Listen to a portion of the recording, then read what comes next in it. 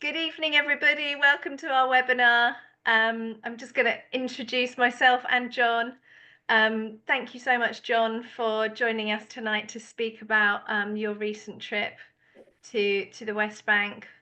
I'm Claire, and I also work for Sabeel-Kairos here in the UK, and I'm going to be just sharing for a short space of time because I've also recently just come back from some time on the West Bank. So I'm going to start first. I'm going to share for a little while, and then we're going to move on to hear from John. And then after that, we're going to have a question and answer time. So anything you want to ask us, you can either put it in the chat or raise your hand, and we'll answer your questions the best we can. And you know, I'm sure there's loads of experience in the room, so please do ask your questions to us as the evening goes on. We should be finished by about 8:15. That's the plan.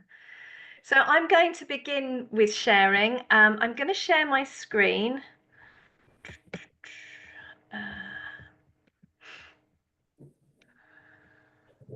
Okay, can I just check that everybody can see the slide that I'm sharing?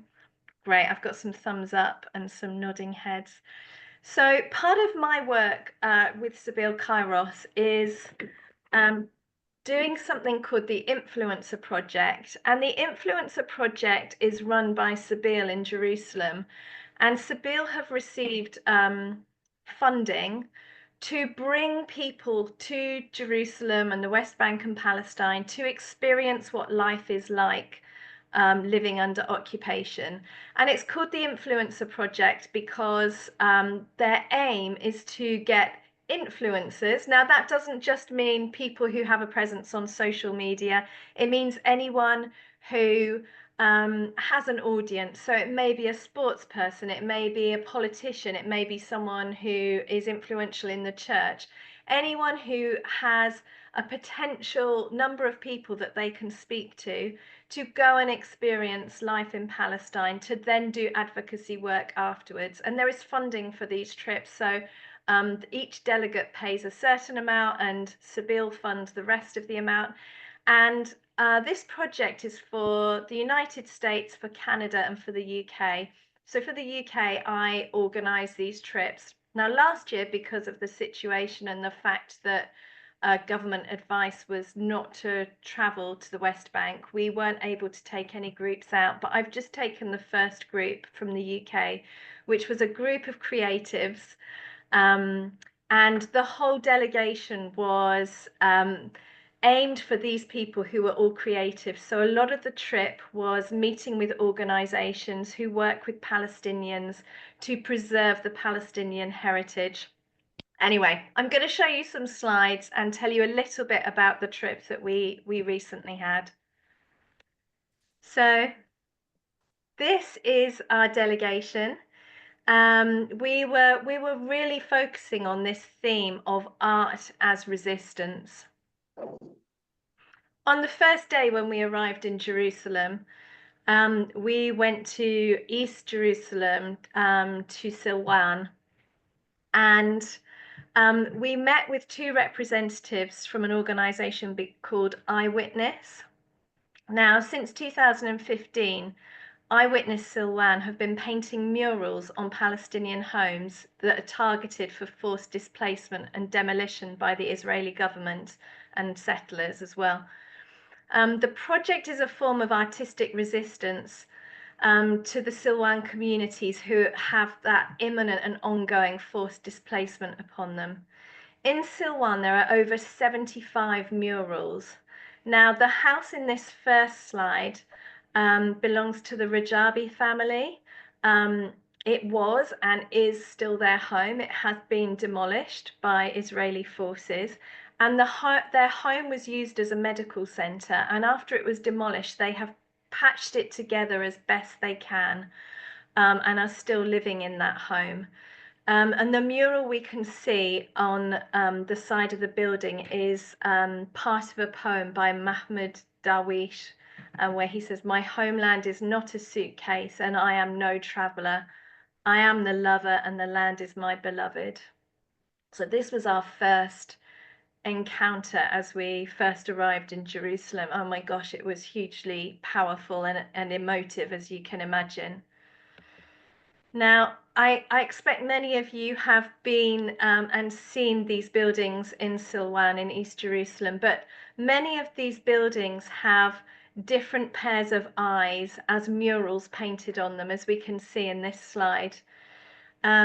People such as Che Guevara, Rachel Corrie, Sigmund Freud, George Floyd, and Malcolm X, plus many other people who have been activists or martyrs who've lost their lives, have their eyes on some of the buildings which are either earmarked for settlers to live in or for demolition.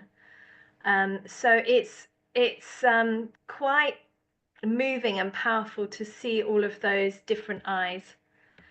And just going back, the eyes, they are staring out at people to say, we see you, we see what you're doing, but also to kind of give a voice to the Palestinians and say, you know, we are here and we are seen as well, which I think is a really powerful statement. These are some of the other murals that we saw whilst we were in Silwan. Now that evening we visited with Fakhri Abu Diab and his wife.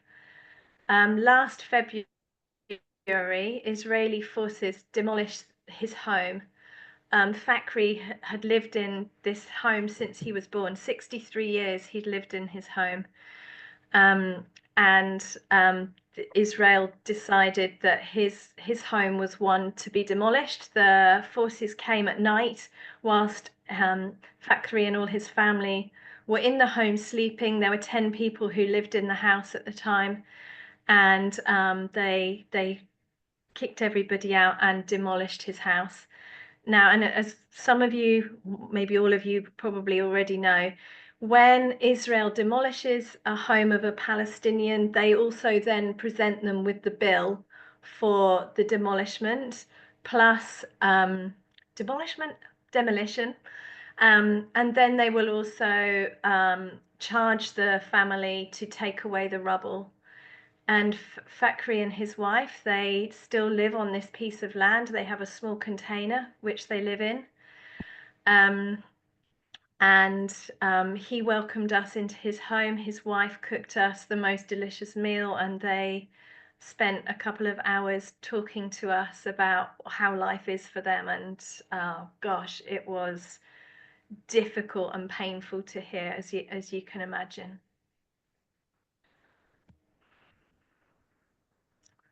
Another place that we visited was Dar al-Kilama University. And we really heard here the inspirational story of how the university's mission is to educate the next generations in Palestine, to grow them into being creative leaders. The university also the university had a campus in Gaza, but that has been destroyed in the past year during the war. But they do have 600 students in Gaza who do still attend classes online. Now, Reverend Professor Mitri Reheb is the founder of the university. Such an inspiring man. He explained to us that when he was a young man, he recognized that when he met with people and spoke with them about such things as religion and politics, often the conversations would become very heated, and it was very difficult to look for ways to connect, to find peace. Yet he could see that actually using art, the creative power of art, was a way which really connected people and enabled them to express themselves and work towards peace. And he also discovered that for many Palestinians, actually using art as a way of processing and healing from trauma was a very useful and effective tool. Now, the university recently has begun to host an art exhibition, and this art exhibition is all created by students of the university, and it's a response to the war in Gaza. And there are some very emotive, evocative pieces of art that we were able to view. Absolutely amazing pieces of art, actually. These are just a few of the exhibits. The university has also done a project with Palestinian children living in Gaza, and they asked each child to write a paragraph about their experience of the war, and then also produce a piece of art that was linked to their paragraph. And there were several of these panels in the university at the exhibition that we were able to view, which was extremely painful to see. Very difficult, actually, to see those pieces of art of those children expressing their experience of the war.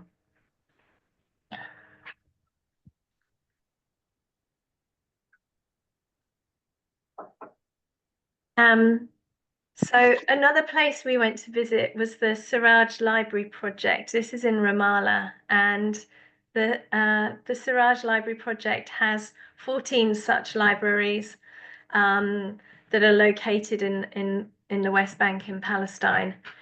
And they are there as a resource. They were first there from 2005, and they're there as a resource to really preserve Palestinian history, to give Palestinians access to books and resources which enable them to learn about their heritage and their history. One of the biggest and most important projects that they do is around teaching people the art of storytelling and using this as a way to promote Palestinian heritage and culture so that it's not lost. And we had the lady on the right-hand side in the slide, I don't remember her name, but she is a storyteller who lives in Ramallah, and she came and she told us a story. And the story she told us was about the building, that this particular library that we were at, about that building, the house that it used to be. And she talked about the family who lived in this house 125 years ago. There was a man and his wife, and they had three beautiful daughters. And we were completely enthralled by this story. And even though there was a translator translating it for us, we were so drawn in. And the story goes that the man was desperate for a son. And he'd had three daughters with his wife, and he came to his wife and he spoke to her and he said, wife, I really, really want a son. So I would like to take another wife to have the opportunities to have a son. And so his wife agreed to this. And he took a wife. And I think it was within 40 days, she fell pregnant. Within 40 days of the marriage, she fell pregnant. And they all waited and they prayed for this baby to come. And it was a daughter. And obviously, the man loved the daughter, but he was desperate for a son. And so, two more times they went through this process, the man and his second wife. And every single time, a beautiful baby girl arrived. And after six daughters, this dear man, he just said, "Thank you, God. I will be happy with my daughters." Now, obviously, my storytelling skills are nothing like the ladies, but this was told with such humor and description, and it really gave us a flavor of how important it is for Palestinians to be able to preserve their heritage in this way. And these are just a couple more photos of the library. One of the biggest privileges and honors for myself on as being a part of this group was to meet with the artist Sliman Mansour. He came and met with us in the Sabeel Jerusalem offices, and he told us about his life story. And he started by telling us that at the age of 5, his father died. And as a result of that, he was sent away to boarding school. And he would take art classes at the boarding school. And at the age of 12, the monks who ran the school had heard about a competition that was a worldwide competition to design a piece of art around the topic of peace. And so Sleeman entered this competition amongst many, many other children all around the world, and he won. And he said that after he won the competition at the age of 12, people seemed to think he was an artist. And so he began to believe this himself. At the age of 18, he was awarded a scholarship to study art in Israel. And he attended 1 year there, but there were many occasions where he would be blamed for things that took place in the university. If something bad happened, he would be blamed. And he didn't say this, but he was Palestinian, he wasn't Israeli. And at one time, there was a fire in the library, and he was taken away by the police. He was blamed for this. And later on, it was found out that there was a problem with the electrics. So after a year, he hadn't been told that he needed to reapply for his sponsorship. He didn't know that. So then he was given a very hefty bill to be able to attend the following years, and he didn't stay. But he's been an artist all his life.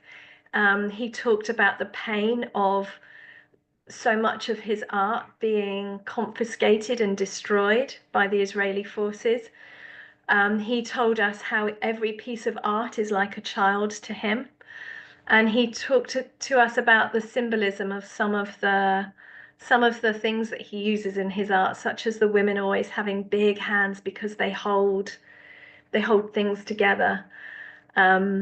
So for me, it was an absolute honor to hear his story and hear the power of his work and what it has communicated to audiences over the years.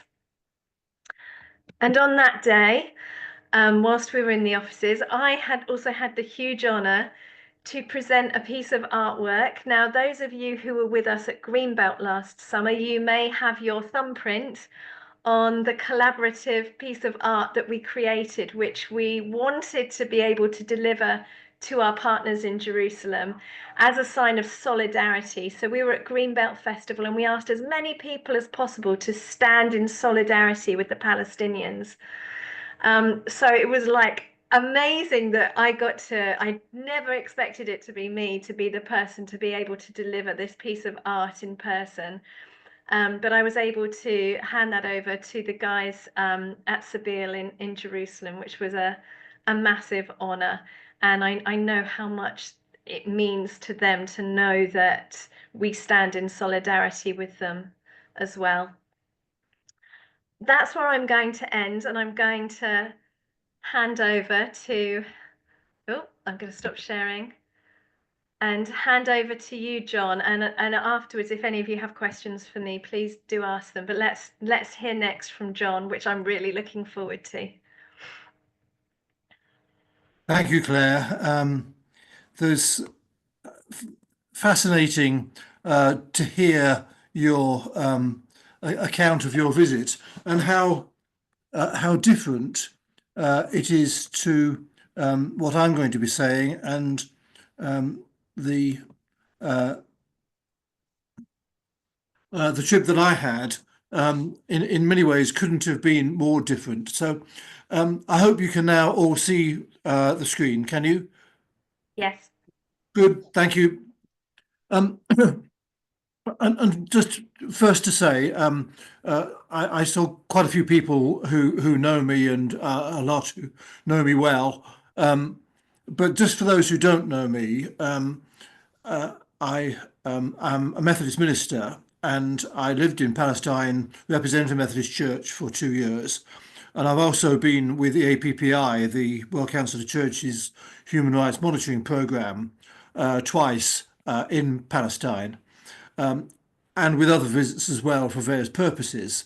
I have been in Israel Palestine a lot over the years, and when the events of 7th of October took place and all that developed afterwards, I was very conscious of the need to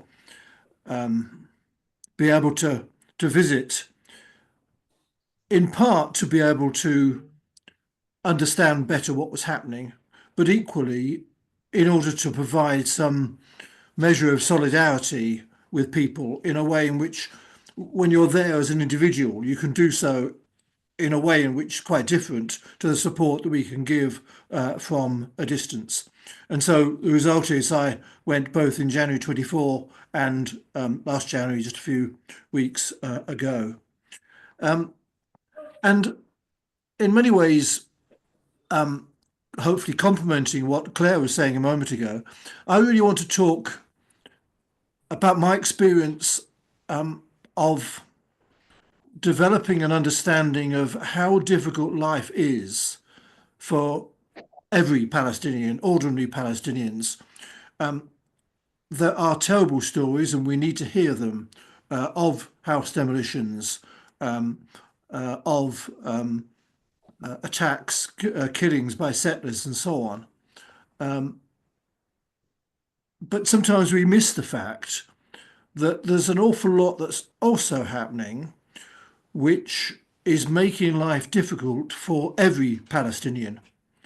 And so I want to, in a sense, emphasize a little bit that, because it's not a story that's being told so much. Some of you will recognize the Christmas Lutheran Church here and some of the congregation. And in a sense, I'm very conscious of those people, quite a few of whom I know quite well, and just how difficult everyday life is for them. I mean, this is Hebron. I was in Hebron with the APPI to remind us of the tragic situation of the economy in Palestine. Some of you will recognize this as Checkpoint 56, but I mean, the shops all closed up. What was the major road in the center of Hebron now just almost derelict and blocked off with the barriers and so on. And the impact on the economy is terrible, is appalling. Right across Palestine, Bethlehem in some ways especially, because Bethlehem relied so much upon tourism, but right throughout the West Bank, the situation of the economy is awful. And I'm not sure that I realized quite the widespread impact of that until I was talking with some people in Hebron about the different way in which the collapse of the economy affects Palestinians than it affects people in other parts of the world. One of the things about Palestine is that most people live in their own homes, but they live in networks of families we would consider to be. So when they talk about a family, they're not talking simply about a nuclear group, mother and father and children, but they're talking about cousins, aunts, uncles, grandchildren, grandparents, and you're often talking about hundreds of people. So what happens as the economy collapses in Palestine is not, on the whole, that people lose their homes, but what does happen is they haven't got the money to provide the food that they need from day to day. And so where do they turn? Well, there's no social services as such to provide a safety net. And so they turn to the rest of the family. And that's fine. They turn and get some help from the rest of the family. But of course, as more and more of the family all lose their income, so fewer and fewer people have anything to support a wider group of people. So the situation as it now is that you have a few people who have some kind of wage coming in, and that's ending up having to try to support a huge number of people across the wider family. And the result is that everybody suffers, everybody is helped in a way in which is, in a sense, affirming that they can do so as a family. But the actual standard of living for everybody goes down. And that's what they're finding day by day.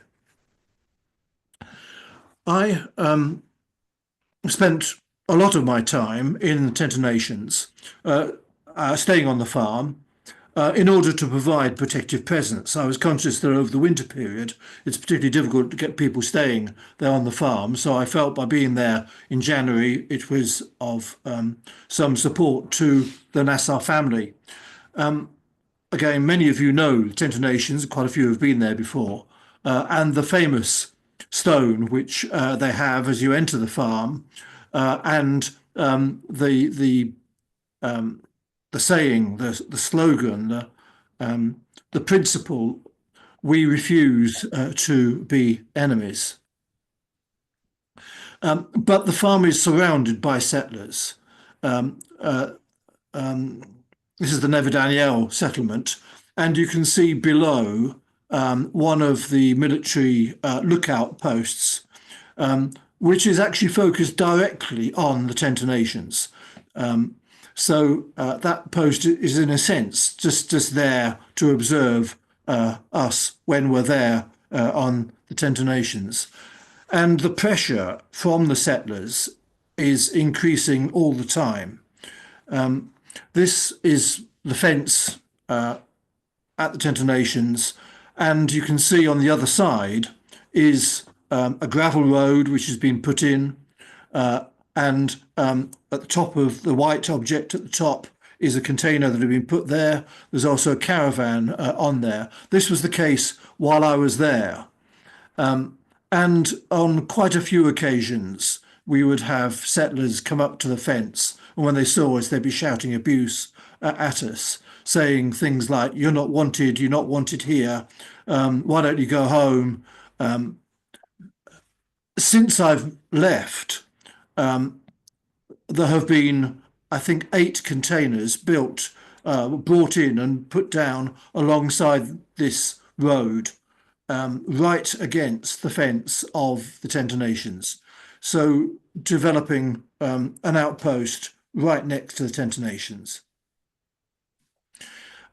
This is another thing that was happening while we were there. This is all Tenter Nations land. The road at the bottom of a valley, goes across their land. On the other side of the valley, you can see the green there. That's all part of Tenter Nations. But what you see is a settler and a tractor working on a road directly across the Tenter Nations. You can see what he's doing. He's digging some kind of trench. What we think he was doing was actually providing passing spaces so that more traffic could come along that road. This is taken with a telephoto lens. If you expand it further, you can see he's wearing a gun, and most of the settlers are wearing guns when they are around on the land.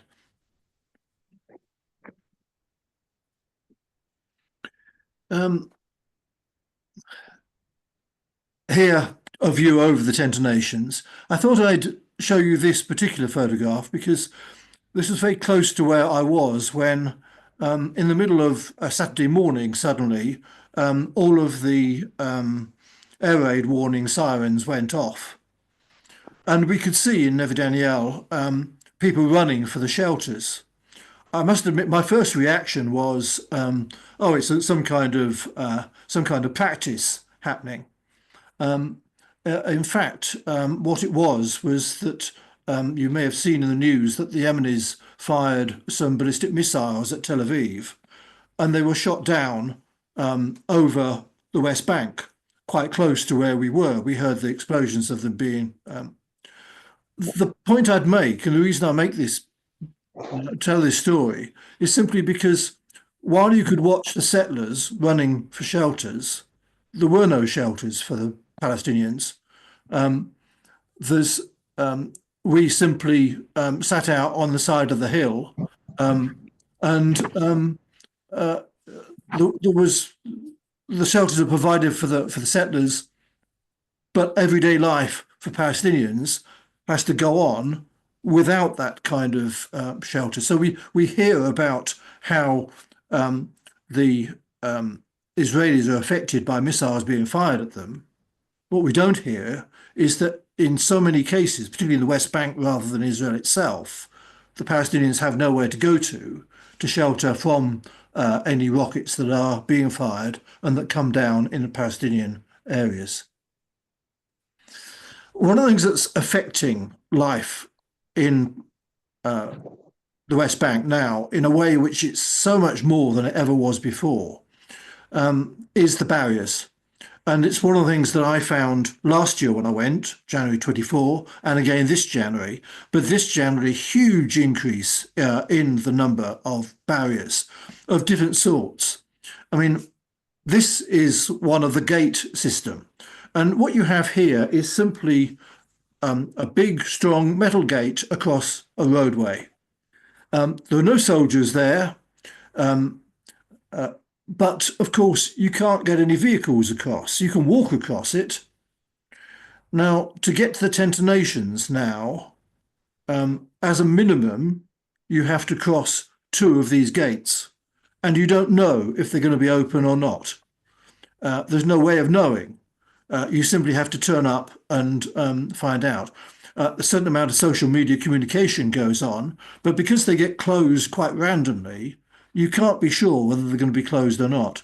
Just an impact upon myself, but it's only an illustration of what life's like for all Palestinians. When I was going to be leaving to come home, I needed to get to the Allenby Bridge and cross over into Jordan to come back. And in order to get a taxi, he had to say to me, look, if I can't get through the gates, you'll have to get yourself to the gate. So what you have to do is you have to find a way to get to the gate. You have to take your luggage across the gate. You get into another taxi. You go to the next gate. You walk through the next gate. And then it's possible to get the taxi, which is going to take me to the Allenby Bridge. Now, it was a nuisance for me. But if that's what you'd have to do every day, and if that's what you have to do if Nassar family living in Bethlehem going to the Tent of Nations, every time that they want to take anything to the farm, including machinery, you see how difficult life becomes. Alongside that is roadblocks. Now, this one is actually right outside of the gate of the Tent of Nations. And you can see what the roadblocks are like. It's a pile of earth directly across the road, and there are hundreds and hundreds and hundreds of these. I mean, going down to Masafiyata, south of Hebron, normally speaking, there is access into Yatta, not only by roads, but by mud tracks going off the main road. All of that road is now surrounded by barriers like this to prevent people going off onto the tracks. Many, many Palestinian villages, in fact, it's fair to say most Palestinian villages now, there is no road access. The road access has been totally blocked off in this kind of way. And if any Palestinian try to move any of that, then that is a justification for being arrested. So these roadblocks all over the place make life incredibly difficult. So in order to get out of Hebron now, there are two checkpoints that open, but only two ways out, one of which normally is open, the other one normally is closed. Hebron, a city of 250,000 people, 250,000 people, and only those two ways to get in and out of Hebron. Bethlehem, likewise, normally speaking, there's only one way to be able to get out of Bethlehem. It does vary a little bit. There are occasions when things change, but a combination of the metal gates that you saw a moment ago, the roadblocks like you see in this photograph, And then in this next one, of course, the checkpoints. Um, this is the Betzahor checkpoint. Um, uh, the checkpoints now are almost, not entirely, but almost unpassable for Palestinians. There were very, very few permits being issued. There are some, but very few being issued. So many people who want to travel to hospital, to travel to work, to travel to meet family, simply cannot do so. Uh, the West Bank is divided up now, and almost it's very difficult to get from one part of the West Bank to another. I'm going to say a bit about Khair. Khair is a village I know very well because I've been there numerous times over many years now. But it's particularly vulnerable because it's on the edge of the Masafa Yatta military firing zone. And life is becoming increasingly impossible for the residents of Khair. It's a Bedouin village, um, Bedouin community that was moved from the Negev back in 1948. They actually bought the land, unusually, in order to have their village, in order that they would have security. Unfortunately, with the building of settlements, it has become threatened, as you will see. This is just a view over the land. That's the school in the distance. The school is one I visited on many occasions, but often the school is subject to settler attacks. This is the part of the village of Khair itself. On the hill, on the skyline, you can see some of the Palestinian houses, and the polytunnels down below are Palestinian owned, as is the land that I'm on here. But if you look at the fence, you can see then on the other side, Carmel, an Israeli settlement, and you see how close the settlement has been built to Khair. You can see it again in the next photograph. I'm standing in Khair. You can see the fence to the settlement, Carmel settlement, just on the other side. There's one of the houses of the Carmel settlement. Again, the fence, part of the settlement, and the Khair community. You can see what the land is like. It's not fertile. Khair relies upon sheep farming, and increasingly their land is being taken from them. This is a new outpost. This one was built last November. It's a chicken farm, which they're developing, but also they're farming sheep, and they're preventing the villagers of Khair putting their sheep on the land because the settlers are putting their own sheep on the land. And so increasingly, the villagers of Khair are having to bring in fodder in order to feed the sheep. You can see how big this is. This is all the new outposts being built since last November. Har Suleiman was the leader of the village for many, many years. I knew Haj.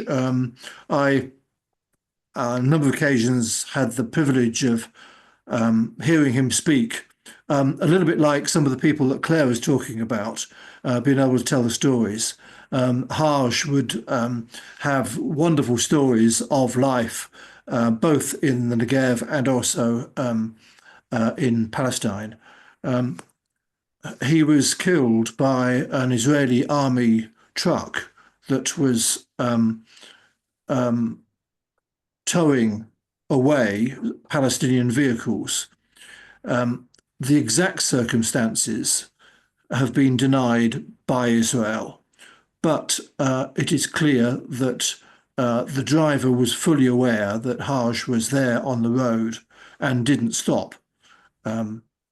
and you can see the date he died on the 17th of January 2022. Last year in January, I was there where we put this monument up to Harsh, and we put in these olive trees around it and the railings and so on. Coming back this January, it had been smashed. The settlers had come and smashed even a memory to a leader within the Palestinian community becomes a target for the settlers to attack.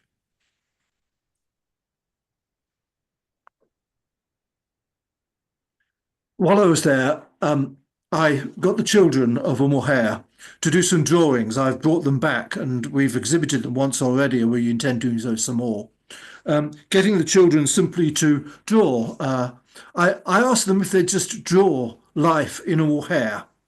I didn't ask them to draw anything particularly about the occupation, just what was life like? Just draw something about life in O'Mohair. And you see they're young children, not all of them was able to do much, but they really stuck at it well. They were determined to do so, and they loved having the opportunity to do the drawing. And a couple of the things that were interesting, one of the lads, the lad at the end there, you can see in a kind of a greeny blue top, looking to his right, he drew something, and I was talking to him about it because there were a number of matchstick men, and they all had smiles on them. And then there was a much bigger matchstick man who had a big frown on him, and a number of other people with frowns. And he said to me straight away, the people that are smiling, they're us, they're the Palestinians, because we're happy. The settlers, and this is the settler security man, the man with the big man with the frown on, they're never happy. And I felt from a child that was a fascinating sketch that he drew and his perception of the settlers. The girls were separate, of course, working away, and they also did some wonderful drawings with things to look at that were reflective of how they felt.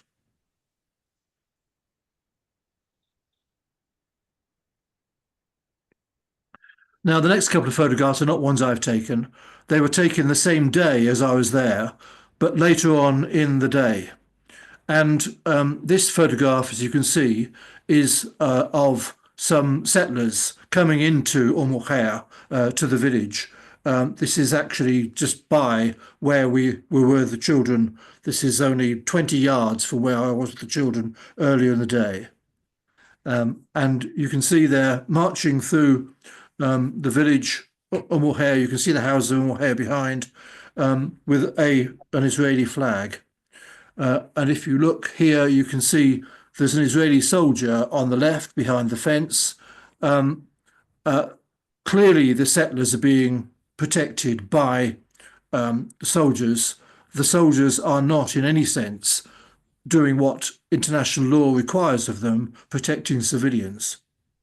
You can see a bit of stone being thrown by the Palestinians at some of the houses in O'Mohair. And then this video was taken. Now, what's happening here is they're planting trees. You see there's a water tower there broken down, and they're erecting an Israeli flag right in the middle of the O'Mohair village, Palestinian village. And if you watch, there's a man there on the left with a gun hanging from his machine gun. There's one in the middle by the flag with a machine gun. Numerous of them have all got machine guns. Now, all of these cars are parked right in the middle of the O'Mohair village.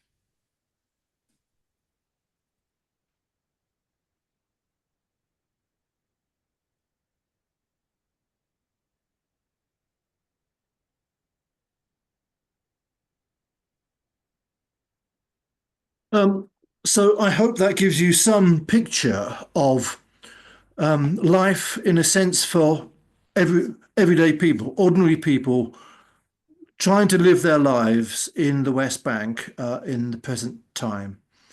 Um, I said I went there hoping to give some kind of solidarity. I think the thing I found hardest, because Claire felt the same way, I wanted to provide some sense of hope. I wanted to give encouragement. But how do you find the words to say something that is of support and encouragement in a situation where it's so difficult to see any prospect of things improving? Um, and I think that's the lasting impression that I have coming away from the West Bank. Um,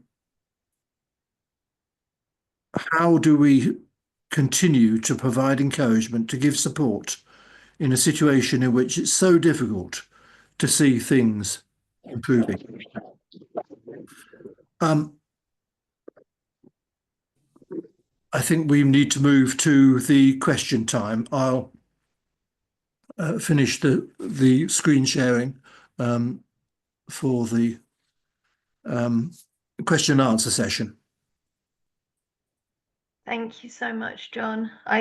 You saying that at the end just reminded me we went and visited with a Bedouin village as well, on the edge of well, it was looking out across Jericho. I don't remember the name, but as we were listening to the men talking, and I was just sitting there so sad and angry, and one of the Bedouin men, he said to me, shoo, so what?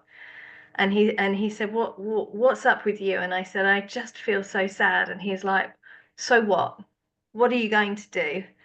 And he was absolutely right. Yeah, what am I actually going to do? And what were the things that came into my head? Oh, well, I go on protest marches, I sign emails for the government, and everything just felt like it was nothing. It's so difficult to feel like there's meaningful things we can do, yet at the same time we can't stop doing the things that we're doing. But when you're there with Palestinians and it's their lives, it's hugely difficult, isn't it? Absolutely. Yes, it Yeah. is. Does anybody have any questions for us at all? Feel free to put them in the chat, or it's quite a small group, so do feel free just to ask your questions. Maria. Yes. I mean, that was a wonderful, just amazing to listen to. Really does bring it home. Um, because I do find that when you're looking at Instagram images and stuff that comes through, but when you talk to people who've actually been there, it it it just means so much more.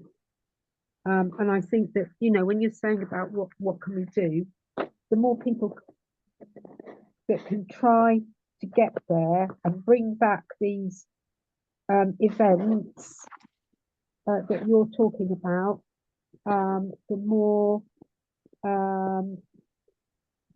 you get in touch with, you put people in touch with their world, what's going on over there. But just to see it on the screen or through the news, it's it's not it's very hard to just look at, but to hear what you've been doing.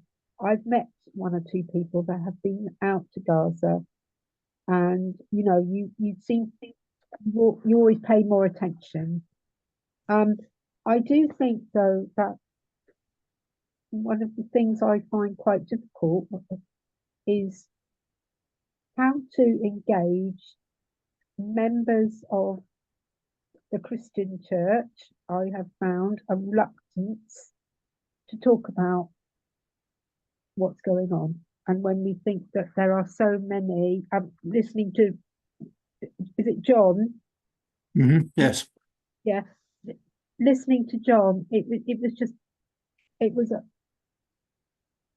it just became so how would you say meaningful because I myself have found it very difficult to try to engage members of the Christian church, the Protestant church that I go to. I'm not saying everywhere, the one that I go to on this. In fact, I'm actually told to they don't want to know. I've tried to ask to do fundraising, um, and it breaks my heart. And I keep saying that there are thousands of Palestinian Christians over there, and and and when I've the South Lebanon churches being desecrated, I've seen. Um, I just find it extraordinary. So I find it quite heartening listening to you and your commitment um, that you've taken it upon yourself. I did actually talk to, I'll try and wind up now. I was talking to a priest that I met on a protest rally in Reading, and he said to me that he feels quite ashamed at the way the church has kept so silent. Not so much maybe Catholic Church, the Pope has spoken out, but I have found it very difficult to get through.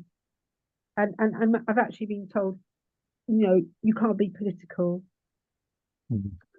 I mean, there's a huge diversity of response within the churches. I mean, I have found on the whole, the Catholic Church has been fairly supportive of the Palestinian cause. In fact, tomorrow night I'm speaking at the Catholic Church in North Wales, in Holywell. And I have spoken there before, I think about a year back now. I mean, quite a number of the people here on this call are from different churches, and I know we're all trying to do what we can in our churches. And it is true that there are people who will not respond, and people who will be some apathetic, but also some who are actually strongly against anything that is supportive of the Palestinians. You get that as well. Though I have found, and maybe I'm grasping at straws myself, but my sense is that more and more people are now willing to listen as the time has gone by, the months have gone by since 7th of October, and the huge slaughter by Israel. Increasingly, people have felt that they wanted to express a view, and that's been my experience, but I know it's not universal, and I know there are certainly exceptions. Lynn, I think there's a question you've got, isn't there? Oh yeah, it's just a little one really. There was the picture, the photo you had when of a barrier, with its like piles of thing. There was two white things on the side. Were they water tanks? Was this which type of barrier was this? Not the gate, The thing where there's like sacks piled up. Right. Outside the Tent of Nations. No, that was it was a mud pile, and there was various bits of rubbish had been dumped on top of it. But next to it, there's two great big white containers. Yeah, well, big metal kind of fencing material. It was white fencing material, that was. Oh. Okay. Yeah. And that's right outside the Tent of Nations, that particular. Yeah. Yeah.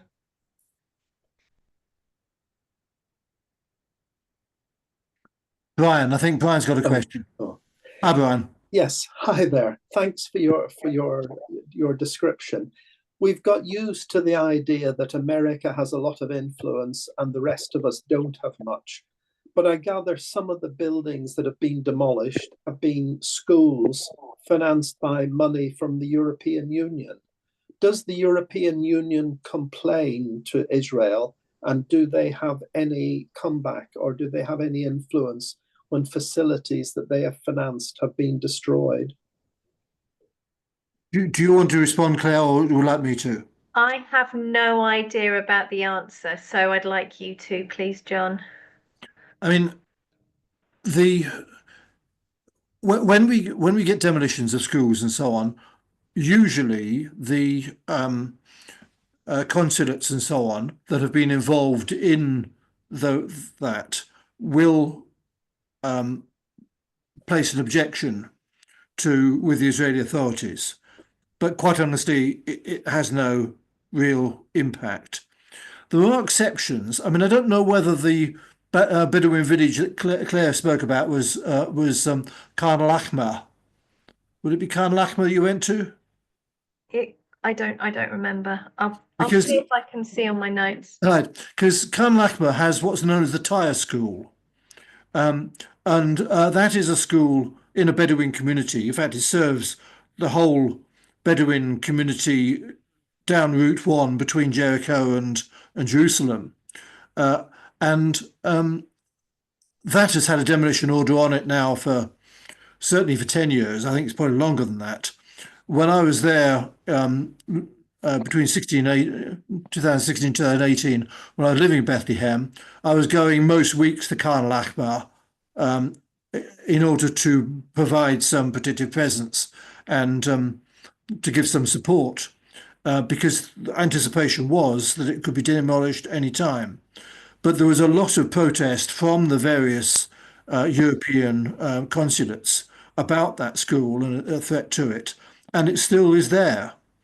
The So school it's is waiting for demolition. Yes, where yeah, we went, so it potentially was there. yeah. I mean, it may well be demolished tomorrow, but it's been waiting for demolition for 10 years now, and I think the only reason it survived is because the European consulates and other countries as well have actually said they're watching what's happening, and that has protected it to an extent. But it's not anywhere near total protection. It seems to slow it down, but in the end, Israel will demolish if they decide they're going to. And are schools demolished because they didn't have the proper permit or because there is security risk? What reason do they give for demolishing schools? There's a whole range of reasons given, and broadly speaking, it'll be similar to all of the range of reasons why they give for demolishing houses. Often it will be that the permission wasn't granted. Of course, all the surveys, particularly Norwegian Refugee Council, have done a survey in which they reported that 98% of Palestinian requests for buildings are turned down.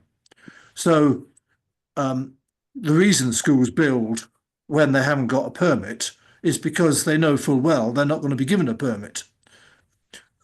So that is one of the reasons. But in the school in one of the villages in Masafiyata was because it was within the firing zone. Others, it is because of other developments taking place, often developments of infrastructure for the settlements. There'll be a whole range of reasons. Quite often, the planning one is one that's given. Yeah. Thank you. Thank you.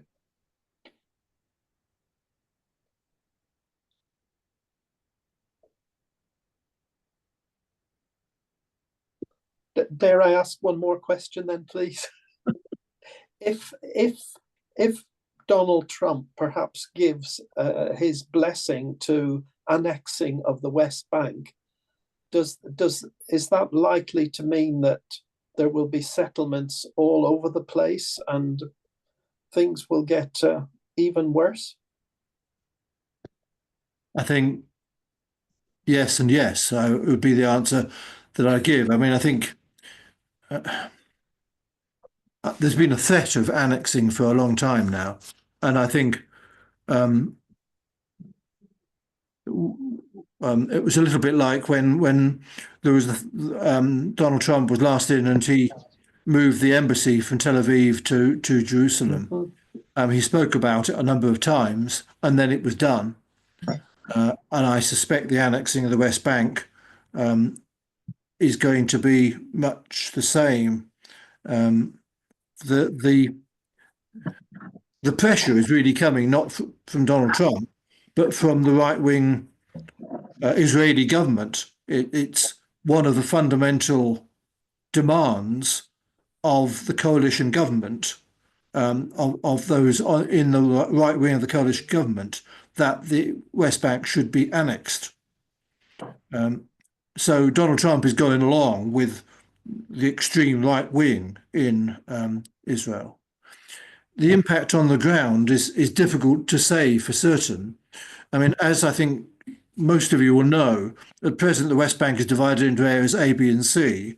A being Palestinian controlled, B being shared control, and C being Israeli control. And about 63% of the West Bank is Area C.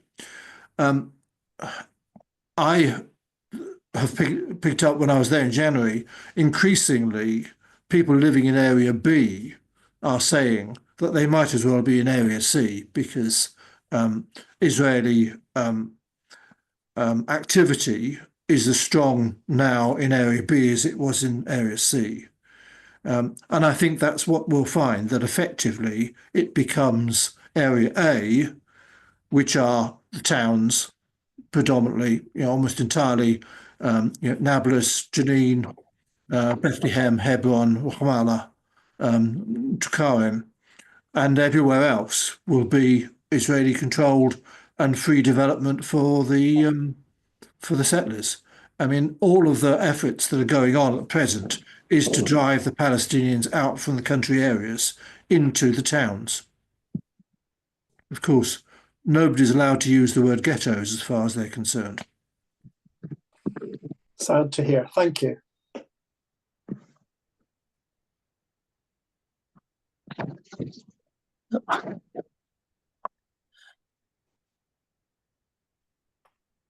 Does anybody else have any questions before we wind things up for tonight? Thank you so much for your responses, John. Your knowledge and insight is so useful. Maria, you've got your hand up.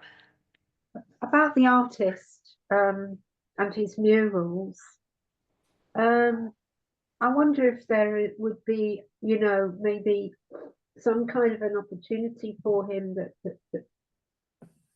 could be made, that his work could be shown, or pictures of his work promoted in exhibitions in this country. I know there was a Palestinian art thing in London and I missed it, but this man, I've forgotten his name now. Sliman Mansour. Yes. He has exhibited all around the world. He is very well known.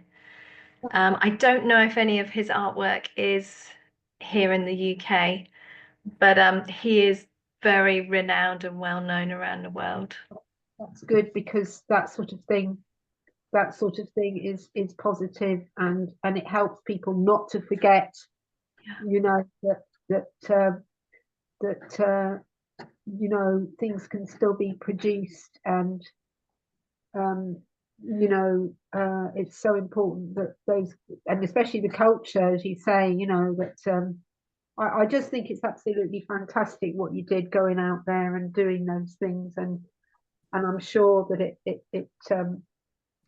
it helps the Palestinians to feel that they're not forgotten by the world, because they often say that we feel the world has forgotten us.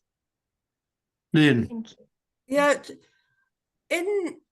when people like yourselves have been over and come back, rarely is the word fear used as a sort of a Palestinian emotion. And yet, when you showed that last clip, John, at Masaf, at and all those settlers, well, the same with by the Tented Nations, are people really scared? Because that was my first thing when I saw all these settlers really close to the Bedouin village, because, and they're armed, as you say, they've got guns. Does that never get mentioned about being scared? I mean, I would say that. I mean, I don't know what B would say because B's on the call and B's been in Tented Nations, and it most of the time it's very peaceful. Most of the time it's very calm. I think it's fair to say that the tensions are higher now than they were, and there are moments when it gets to be frightening, but they are pretty. They're a small part of the experience. Let's put it that way. Can I just add something then, John? Only because what I always feel, because I have been to the Tented Nations and I am going again now.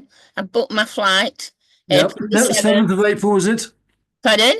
Is it 7th of April you going? Yeah, 7th of April till the 11th of May. Yeah. I'm going through Tel Aviv under the guise of Easter as a Christian. So we'll see how that goes. But for me, I often think that as internationals, we are very protected because the illegal settlers do not want any trouble with our governments. And if anything happened to any internationals out there, then our governments would have to speak out, because odd times over this conflict, when an international has been killed or injured, then the government of that person has had to speak out. And of course, they don't want to rock the boat with the governments because they're all sitting on the fence at the moment. But if anything happened, so I always feel, John, rightly or wrongly, that's my protection. So I never feel frightened, even when, I have been there when a settler has come up to Dahar in the car with a gun and a rifle over his shoulder to tell him that he couldn't park where he was parking, where he'd parked for years, and he couldn't park there any longer. Yeah.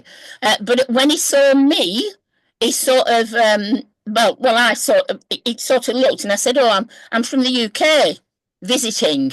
And he then seemed to go, and sort of took a sort of step, right, okay, but you can't park here, and I think even at that moment, I felt that I was protecting Dahar from the whatever the settler would, and that's before the war, that one, when they were starting from the, the illegal settlement there. But that's what I always feel, John, rightly or wrongly. I think it's certainly true that internationals are a lot safer than Palestinians. I think that's certainly true. But that's a bit of a contradiction, because the Israeli military, well, especially Gaza and the West Bank, they're not allowing international journalists in. No, they're not. No. So not into Gaza. Yeah. Not into Jenin either. Yeah. In the north of the West Bank. I think we're at the point of finishing, I think. And we're going to finish. I was going to read a poem to you. It's a poem. It's entitled Bab Shams, which is Arabic for Gate of Sun. And if I could say a bit about the person who wrote this, it's written by Badei Dwight. He was one of the contacts who I worked a lot with in Hebron. I know him very well. The last time I heard, he was in administrative detention by the Israelis, one of them being held, and being released in the hostage swaps. And you know that there are thousands of Palestinians being held at the present time.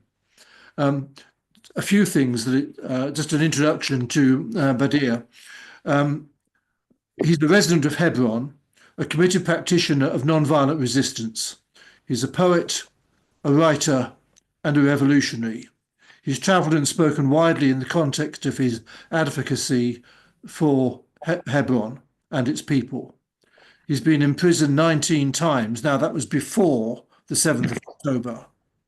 And as I say, he's been in prison since, and is co-founder of the Human Rights Defenders, which is a very active group in Hebron. And he writes this: "In our village, everything grows except hatred. In our village, the sky embraces the sun. In our village, doves sleep under the bayonets while bleeding.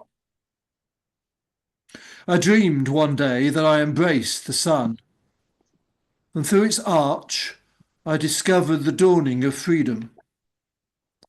I asked it my ways, and I reached the camp, following its rays to our new village. Every day, tulips grow. They spread their best scents. What is beautiful in our village is that women on their own weave their dignity, dressed from the tent that shelters us. We shouted our joy and hope. We sang patriotic songs. We drank tea and coffee in kettles on the crackling fire and ate pieces of crisping bread. In our village, darkness overruns the quiet land. The sun attempts to imitate the moon with humility. The plants are growing in the grassland that a child is daily watering with the milk of liberty. In our village, the phoenix flies high in its sky, tells with its wings the Canaanite epic embracing Jerusalem. In its mountains, it smells saffron and bunches of thyme, and you hear the song of the birds. In our village, Gate of Sun, all are dazzled by the shining, keeping holding the lit torches, eager for liberty. In our village, we live in peace so fine, but not away from enemies, stone, man, and cruelty. In our village, from our hands, tulips will be of bloomy shine. Palestinian girls will sing for Palestine. To the Gate of Sun, tomorrow we will return to embrace the sky, and then peace will reign."